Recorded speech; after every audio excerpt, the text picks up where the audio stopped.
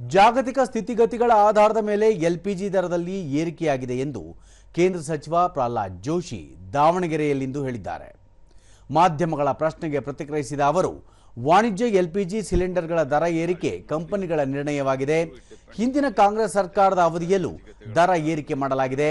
ಆದರೆ ಪ್ರಸಕ್ತ ಪರಿಸ್ಥಿತಿಯಲ್ಲಿ ಜಾಗತಿಕ ಮಟ್ಟದಲ್ಲಿ ಬಿಕ್ಕಟ್ಟು ತಲೆದೋರಿದೆ. ವಿದೇಶದಿಂದ ಆಮದು ಆಗಬೇಕಾಗಿದ್ದ ಎಲ್ಪಿಜಿಯಲ್ಲಿ ಕಡಿತವಾಗಿದೆ. ಹಲವು ದೇಶಗಳಿಗೆ ಇಂಧನ ಪೂರೈಕೆಯಲ್ಲಿ ಭಾರಿ ವ್ಯತ್ಯಯ ಉಂಟಾಗಿದೆ.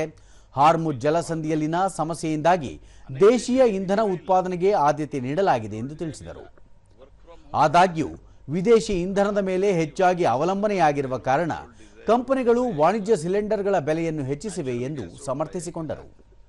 ಇದೇ ವೇಳೆ ಇತ್ತೀಚೆಗೆ ನಡೆದ ಪಶ್ಚಿಮ ಬಂಗಾಳ, ಅಸ್ಸಾಂ ವಿಧಾನಸಭೆ ಚುನಾವಣೆಯಲ್ಲಿ ಬಿಜೆಪಿ ಅಧಿಕಾರಕ್ಕೆ ಬರುವ ನಿರೀಕ್ಷೆ ಇದೆ ಎಂದು ಅವರು ವಿಶ್ವಾಸ ವ್ಯಕ್ತಪಡಿಸಿದರು.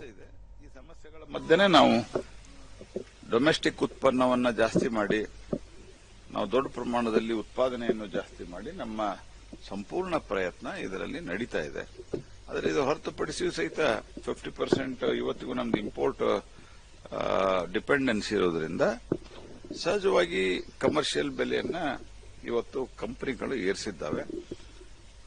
ಯಾವಾಗ ಮತ್ತೆ ಪುನಃ ಯುದ್ಧದಿಂದ ಸರಿಯಾದ ಸ್ಥಿತಿ ನಿರ್ಮಾಣ ಆಗ್ತದೆ, ಆವಾಗ ಜಾಗತಿಕ ಮಟ್ಟದಲ್ಲಿ ಪ್ರೈಸ್ಗಳು ಕಮ್ಮಿ ಆದಾಗ ಪುನಃ ಕಮ್ಮಿ ಮಾಡ್ತದೆ ಸರ್ಕಾರ.